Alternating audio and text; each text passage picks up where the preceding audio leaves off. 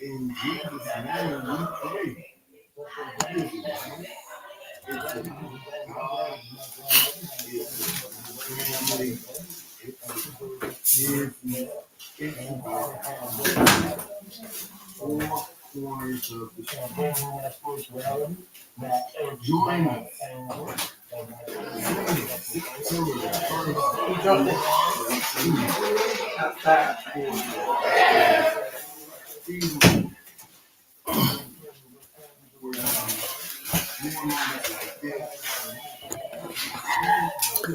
All right, all right, all right. Hello, guys. Thank you for joining me. Tavarus Squared Up. Let's get started. Let's get started. Let's get started. It's all on the field now, guys. Everything's on the field. Everything that we've worked for the last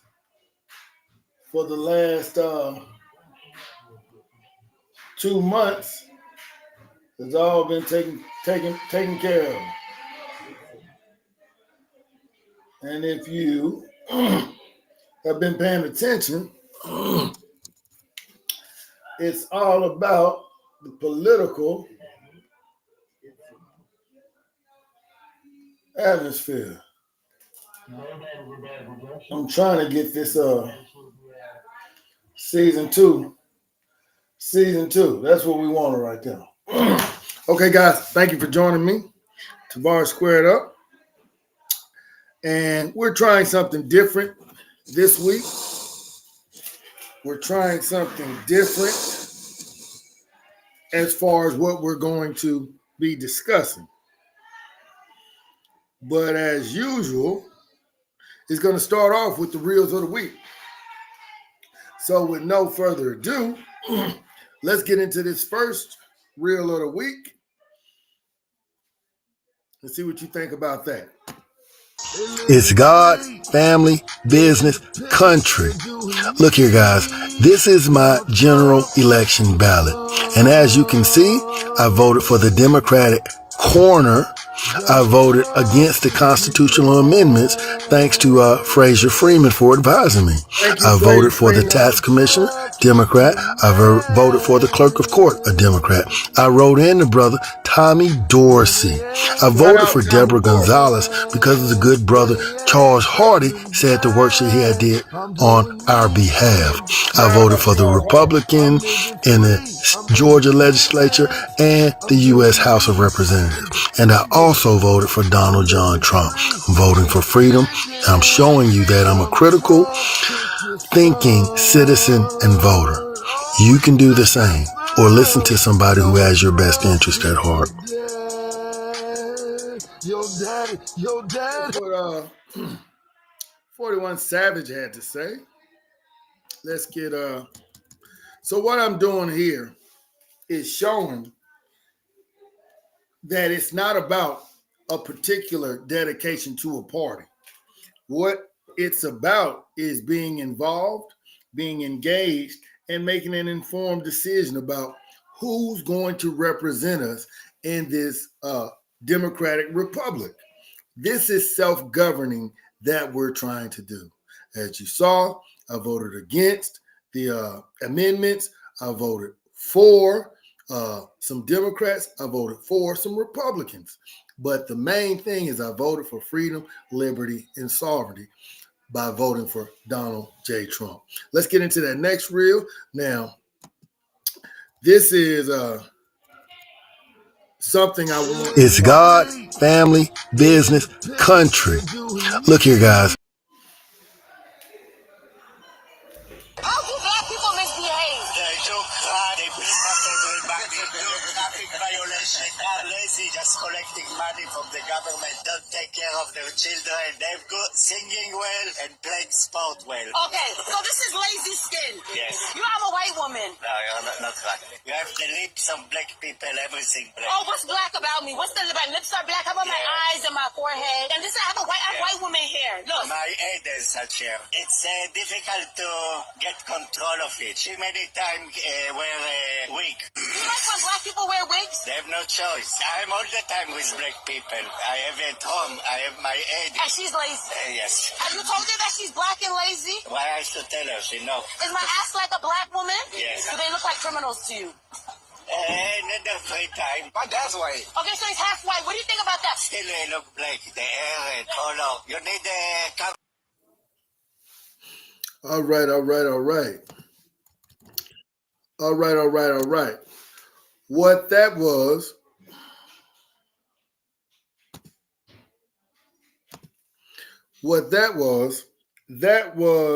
the interaction of a black female with a Caucasian man.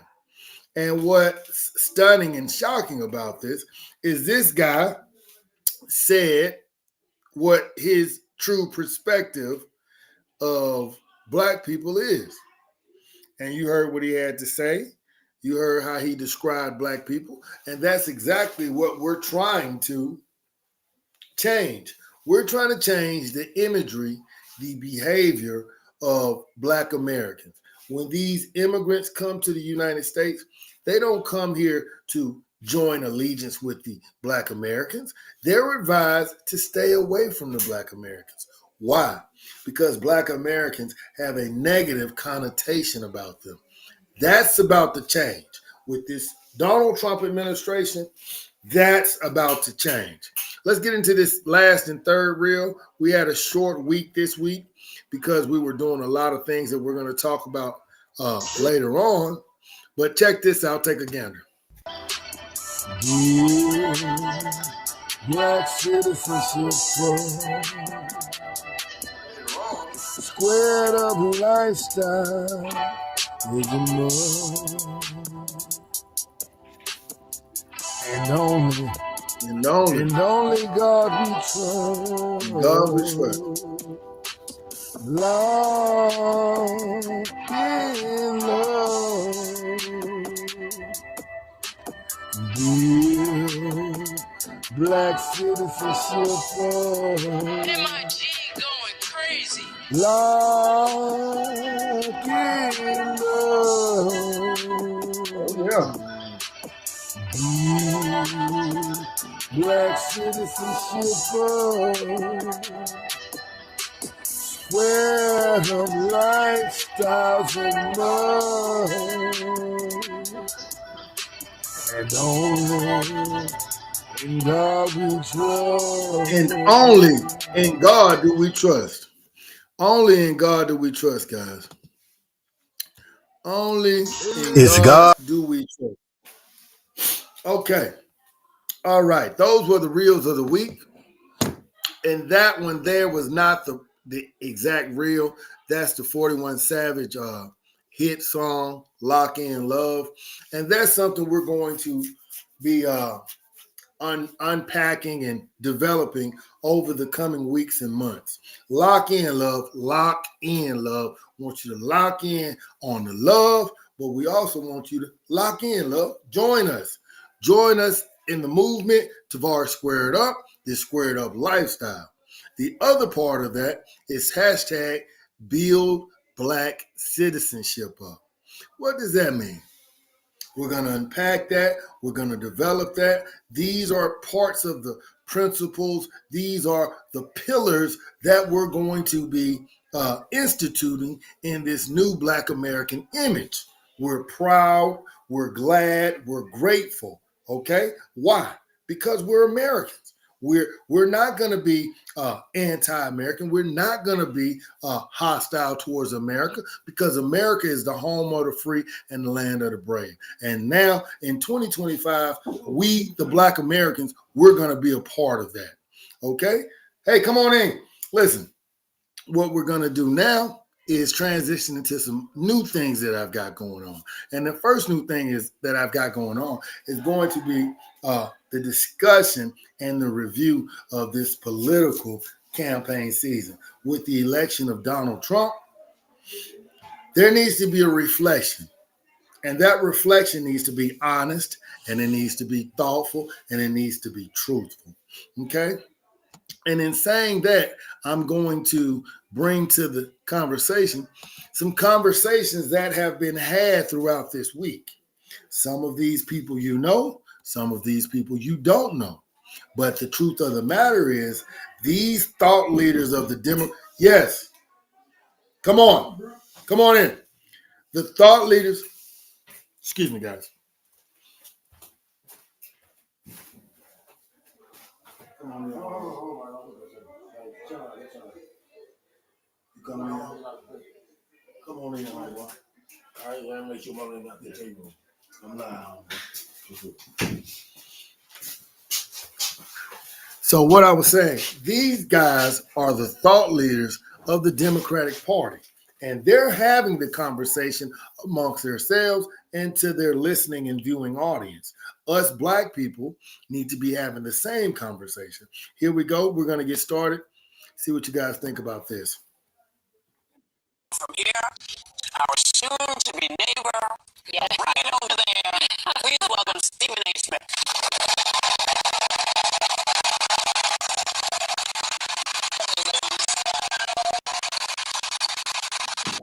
Stephen A., your thoughts on the election as it just went down? I was surprised at how lopsided it was. I was not surprised by the outcome. I saw the outcome coming from a mile away. You have to take into account, listen, we respect our president, Joe Biden, but here's the reality. He got into office, he promised to be a transitional president, to be a stopgap to pave the way for somebody else to come on board. And in the midterms, it was supposed to be a red wave. It did not happen. The Democrats were flying high. He felt the momentum because he was the incumbent. And instead of leaving, he decided to stay. When he decided to stay, the Democrats were in quandary because they were expecting him to leave. Now he wants to stay. They're around him. They're seeing the fastball has dissipated to some degree. They're seeing that he's not what he used to be. And what do you do about it? You grease the skids. There's no primary for him to experience. You let him go on stage June 27th, and clearly he was exposed. 3.5 weeks later, he's forced and compelled to step away because donors to the Democratic establishment, they were not going to support that. And then Kamala Harris is inserted. I don't blame her one bit. I thought she did a phenomenal job. All right, guys, what that is, that's what that is. That's Stephen A. Smith discussing. It's God, family. And where we go from here, our That's Stephen A. Smith discussing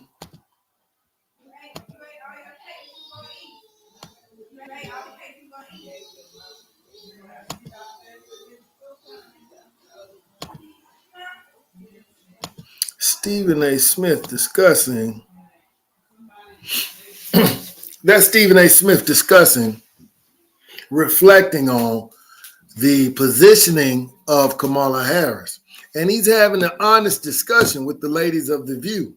Now, the ladies of The View, they're important because they have a lot of influence over the general public. They're going to come back up again. But in the meantime, let's get to part 2 of the Stephen A. Smith conversation he had on The View. And in this second part, he's going to be very poignant about what happened and why it happened. Check this out. Take a gander, guys. The left, you lean and you are a prisoner to the extreme left in a lot of people's eyes. Well, guess what? Most of America doesn't operate on the fringes. Most of America doesn't operate like that, relatively guys. centrist. You believe in compromise, negotiation, working with one another. Nobody gets to get everything they want. The Nobody. problem is those on the fringes getting things done. They're about getting their way. And Yeah. if they're not going to get their way, they're about complaining and griping about it because they understand that when you are operating based off of grievance, that's usually what provokes you to get to the polls. Grievance And that is policy. why they don't mind feeling aggrieved and displaying and disseminating that kind of message because they know people are going to gravitate to that. And as a result, that might get them to the polls you thinking you're going to get what you want as a result of it. And in this particular case, the Republicans were right. Do you think the Republicans are sort of an extreme fringe party? No, I don't think that they're No. an extreme fringe party. I think that they're operating against those they believe are extreme on the left. Like, for example, when you talk about the LGBTQ community, I'm a fiscal conservative and I'm a social liberal. I'm fiscal with my dollars. I ain't apologizing for not wanting to pay high taxes to anybody. I'm not apologizing for that, right? But outside of that, I'm pretty liberal. Live and let live, okay? Live and let live. Folks on the left that were introducing some things when we got in the whole transgender issue, and they were talking about bathrooms, or they were talking about males transitioning to females and competing against girls in sports and stuff like that. These are the 1% of the population. I understand Now that. Now check this out, guys. He's trying to discuss and unpack a conversation. And instead of her allowing him to do it, she jumps in and interrupts the man while he's trying to do that. That's a common situation for those people who It's God, family, business, country. Those people who have those grievancy policies and standards. What I suggest they do is focus up and participate and get a better grasp on what we're doing politically. Now, that was Stephen A. Smith on The View. I want to go to another thought leader in the Democratic landscape. This is a liberal. You may have heard of this particular programming and this particular individual. Now, this is going to be lengthy, but it needs to be heard, and you may want to give it some listening time. We're going to get started with this guy by the name of Chink Ungar. He's part of the Young Turks YouTube media family, and he just gives it to Democrats. Now, mind you, this guy is a supporter of the Democrats, but he's discussing what happened and why it happened. Take a gander. Let's see what you think. You gave me the lead. Why do you think you lost the lead? No, they'll never figure it out. Never figure it out. But the housing plan is a pretty good plan. I would have been more clear that, hey, private equity will be banned for buying homes. These sons of bitches on Wall Street are buying all our homes and driving up the housing prices. And what happened? She almost never talked about housing again. So, so guys, it also matters how you talk about things. So it's one thing to go, I have a good plan on housing, and then and here's my anodyne, normal, boring, dull ad on it, maybe, right? It's another thing to go, I'm going to get those son-of-bitch Wall Street guys. Here's how much our housing prices were before private equity started buying up all the homes. Here's what they are now. Well, these guys are going to drive us all out of the market. They're going to take all of our homes, and they're going to turn us into renters, and they're going to make us work for them the whole time. Now, if you tell a Democrat that, they go, oh, no, that's so uncivil. Don't do that, please. No, that's so uncivil, right? You know what that resonates with? The average American who didn't go to Yale with you, okay, and who isn't planning to be a lobbyist afterwards, and who doesn't have nothing but banker friends. The average American wants you to be pissed because they're pissed because they can't afford houses anymore. I went to a wedding down in Florida. Now, the subject of that particular video is the housing attack, where you've got equity funds. These are investor groups that are going in, buying houses across the United States. They're not buying them to sell them. They're buying them to hold them and to rent them out at an inflated rate. I talked about this a couple of months ago, and it's an increasing issue and problem. The reason Ms. Harris didn't talk about that or make the statement that he made is because she's in on it. She sold out to a globalist agenda, and it's up to you, the American people, to take a gander and investigate this stuff. Let's go into clip number 2 of Chink on this rant where he explodes on the Democratic Party. See what you think about that, guys. Let's take a gander of this one. Wolfpack, these guys are real, like, as salt of the earth as it gets, right? Every person I talk to, man, I can't buy a house. I got a decent job. I got a good job. I'm really, lucky, happy, etc. I got a good family, but it's impossible. It's impossible. I'll never be able to buy a house. So my parents had a house. Why can't I have a house? Why are we going backwards? I heard that everywhere. Imagine if somebody said, I'm not going to stand for it. We had houses, you're going to have a house. And if I got to go after every son of a bitch on Wall Street, then that's what I'm going to do, okay? Oh, no way. There's a 0% chance any weak Democrat will ever do that for you. They'll never fight for you. They'll never fight for you. And that's why they keep losing to ridiculous, moronic clowns like Donald Trump. How do you lose to a guy like that? Twice. You think they'll learn anything? They'll learn nothing. Nothing. What does Steve Cohen say today? I mean, look at... Listen, guys. It's clear. It's clear that these people are artificial, they're fake, they're phony. It's up to you to identify the fake and the phony, in which they are. A lot of people think that the Democratic Party is the end-all be-all, but I broke away from it. Why? Because I saw the fake and phony in them. And now it's up to you guys. You've seen what they had to offer, and the people, majority of the voting public, didn't agree with it. What your guy there is still talking about is people not being able to buy homes. Let's get into this third. We've got about 7 of these clips with Chink. See what you think about it. But Congressman Cohen came on here and said, we need to raise more money. Oh, come on, Jesus Christ. And he blamed the American electorate. But it's not his fault. He's actually one of the most honest guys in Congress. Because that is you did go and talk about woke mind virus. A lot of that is BS. Washington mind virus. Money. Money's supposed to lead to victories. You raise $1 billion. Where the F is our victory? One more thing. 74% of Republicans want paid family leave. Nope. Nothing. And they would never do that because they're not that smart. I hear, they're so smart. No. These Democratic leaders are simpletons. They're servants of the donor class. So they go in there, they're like, donor, give me money. All right, guys. In that one, he transitions from the housing issue to the idea by these political insiders, these political hacks, that they needed to generate more money.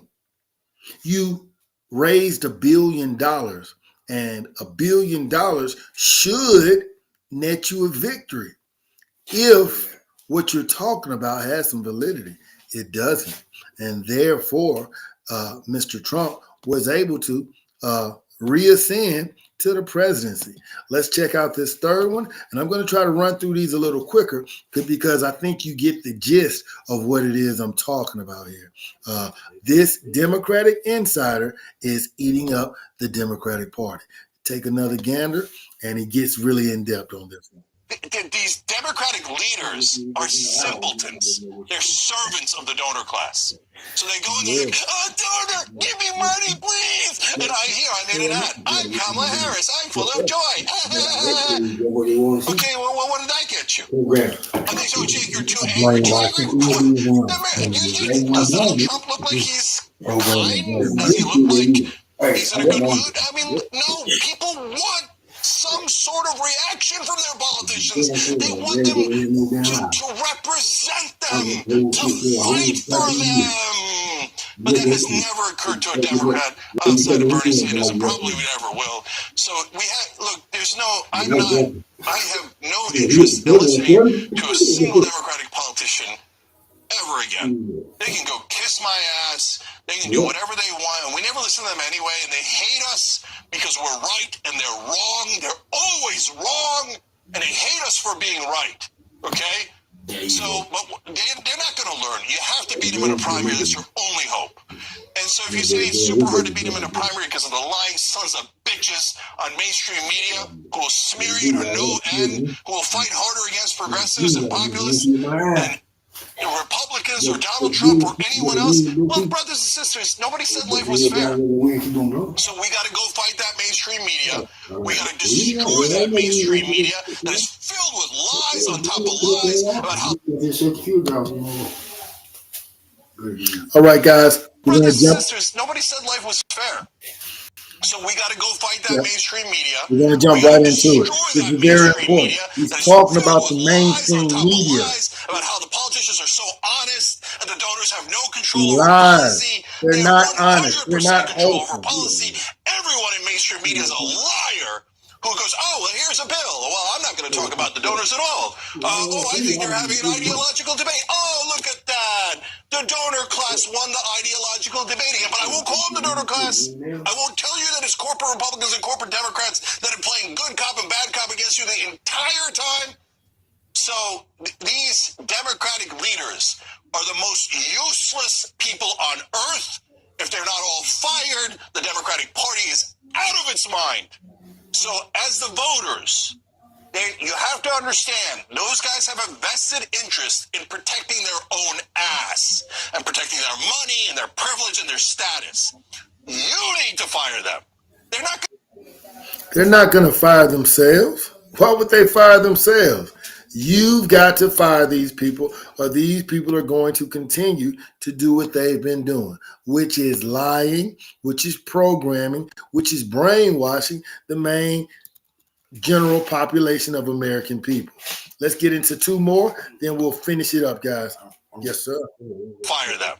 They're not going to fire themselves. You think Chuck Schumer, Hakeem Jeffries, Kamala Harris, and all these people go, oh, yeah, I guess Jamie Harrison and DNC, oh, yeah, I guess we were the problem. You think the Democratic consultant class that had been robbing you blind this entire time is going to go, oh, I guess we were the problem. No, you have to fire them. So the next time that some son of a bitch on MSNBC or the Democratic Party tells you, oh no, be a good boy and girl, be civil, and vote for Democratic leaders, they know what they're doing. Those are the same goddamn liars that told you that Joe Biden was totally fine. That he was young and he was dynamic behind the scenes. And it wasn't a problem at all. At that point, he was down 8 points nationally. He was getting slaughtered. He was down by 18 in Iowa, and I could go on and on. They've been lying to you the whole time. If you're on the left, you're a Democratic voter. Wakey, wakey. Listen, guys, if you did not recognize that Mr. Biden was unfit for office, then there is the problem. This is the last one by Chink Ungar from the Young Turks, a political thought leader for the Democratic Party. And he's taken the Democrat elites to task for not winning against Donald Trump. Pay attention, guys. This is very in-depth. This is very concise in what you're seeing here. Let's check out this last one. Voter, wakey, wakey. I need to wake you up out of the hypnosis that you're in, that Morning Joe and The View and all of mainstream media has put you in. They're lying to you. Why do you think they keep losing? You think they keep telling you how smart they are and how they're going to deliver you victories. And all they ever do is deliver loss after loss after loss. So Democratic voters, snap out of it. These guys are obvious liars. Fire them all. Fire them all. And if you don't, okay, then keep losing to buffoons, to obvious con men like Donald Trump. Keep losing and losing and losing and never figuring it out. Here, I solved it for you. I figured it out. It's a goddamn corruption. All the stupid donor money, all it's ever done is lead to more losses. So if you don't fire them, you have no one to blame but yourself. Young Turks will be back. Listen, guys. That was it, man. It's the corruption. It's the corruption of the U.S. federal government and the selling out of the business of the people by the political class. It's front and center for all of us who are watching. But for those who are not watching, for those who are not watching, then you have no idea. Let's get into this last one. Now, this is straight out of Atlanta. This is the brother, Dr. Rashad Ritchie.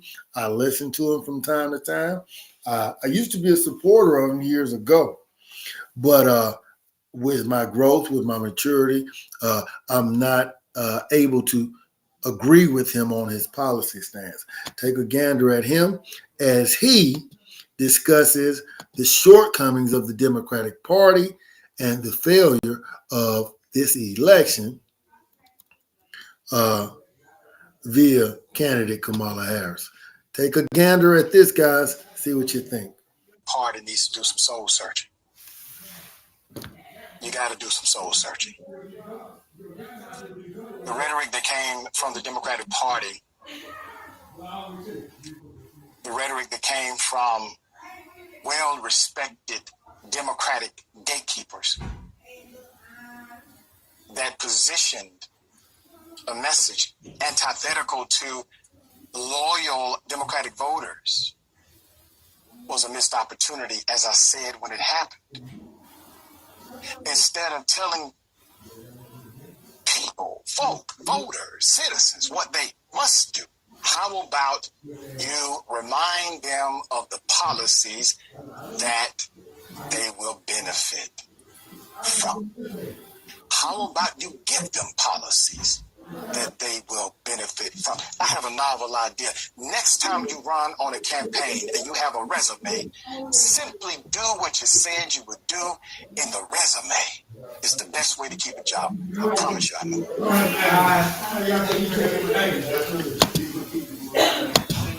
All right, guys. All right. Thank you for joining me, Tavarus Squared Up, where we practice the squared up lifestyle. That's God, that's family, that's business, that's country. And we're trying to bring in some different things. Lock in love. I want you to lock that thing down, lock that thing in. Lock in the love. Also, we want to bring in, build Black citizenship up. Next, I want to go into, I've got some notes this week, and just touch bases on some talking points that I think would be beneficial for us. As the title says, we're going to come from under your victimhood. And when I say that, I mean, we can't play the victim anymore. Not in 2025. Why? Because it's not working. You can't claim victimization when these people are coming into the country and these people are becoming successful in broad daylight in front of your very own eyes. How are they doing that? Why are they doing that? They're doing that because we as Black Americans, we as descendants of slaves, we don't want to learn. We don't want to study. We don't want to read. We don't want to have a thoughtful, honest, serious discussion. That's a problem. I voted for Donald Trump, and instead of respecting my position, my stance, people want to take my Blackness away. How do you want to take my Blackness away? As if you gave me my Blackness. You didn't give me my Blackness. That was given to me by God. but you say you believe in God. You say you trust in God.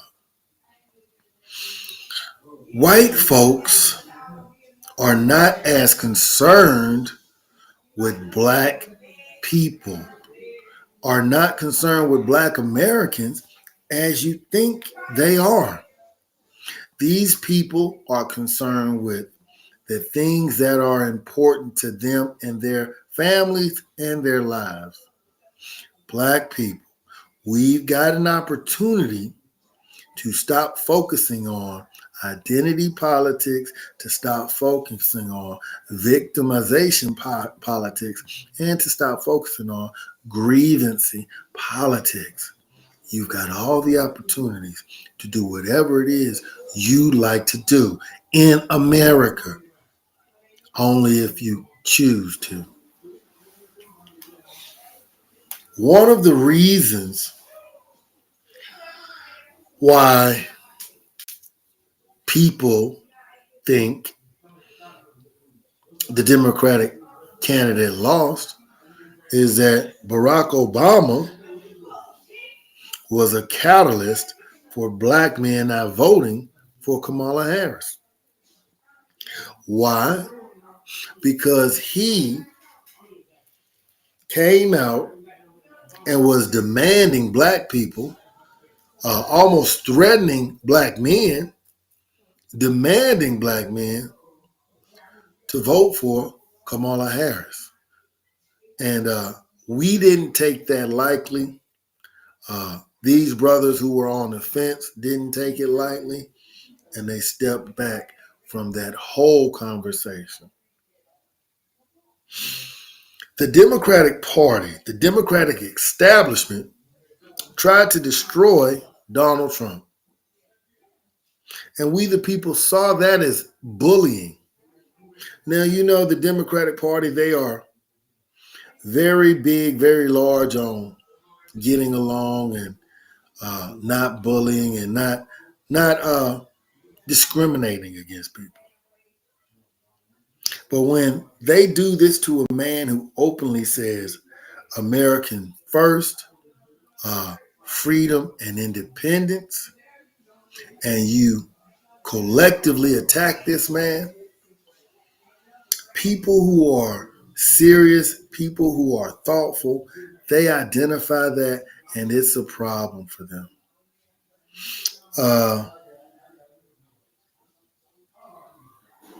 You don't have to be a victim anymore. You do not have to be a victim anymore. Anything you want can be achieved. If you build a coalition of like-minded people, and this is in reference to the fact that people ask the question, how can a convicted felon run for president? One, the requirements for running for president are 3. 35 years old, naturalized born citizen. And I think the third one is 14 years or something. So let's just stick to those 2, 35 and a naturally born U.S. citizen. Build a coalition of like-minded citizens and petition your government. Start out locally, go statewide, and if the states agree with your state, then petition the federal government and make it a law that you can't ask the question about being a felon and you can't discriminate against an individual for having a felon. That's where the self-governance comes in. This last one. You want black men to join in on the victimization of black men? No. We're not going to join in on the victimization of black men. We're not going to do that. No, we're not. And here's an example of why we're not. If you look across the nation at the government offices, now this may be declining because they're getting more Latina and Spanish people in these positions. But most of these government agencies and offices are occupied by Black women. You come in, you don't get a hello, you don't get an acknowledgement. You're not getting any relief from these people in these offices, in these government offices. We're getting an induced prosecution of the Black man. And we see it. We live it every day of our lives. And we're still not ready to play victim card. But we know that that would have not been in our best interest to have Kamala Harris become the president of the United States. All right, guys, this may be one of the longest I've done. We're going to wrap this up and say goodbye to the presidential election of 2024. We want to congratulate President Donald J. Trump for being reelected, and we're going to develop a new identity for Black Americans in 2025 and beyond. As I say before, as I say now, the day of thuggery, criminality, gangsterism is dead. The day of thoughtism, whorism, finessism is dead. We want to be good, God-fearing, decent people. And we're unapologetic about being that group of people. Let's get a prayer in, guys, and we'll get on up out of here. Dear Lord, thank you for blessing me with the opportunity to live these lives. Please keep us covered with grace and mercy, which only you can bestow upon us. In Jesus' name we pray. Amen, amen, amen. We're going to rock on out with that boy 41 Savage. You know, 41 Savage is a main contributor here. We appreciate what he does. We appreciate what you do, brother. And he's trying to put a message out there. A message to change your life. Thank you guys for joining me. Tavarus Squared Up Lifestyle. That's God. That's family. That's business. That's country. Thank you guys. We'll see you next time. Please, let's get to it. Let's get through it. Let's be better than we were yesterday. Bye-bye.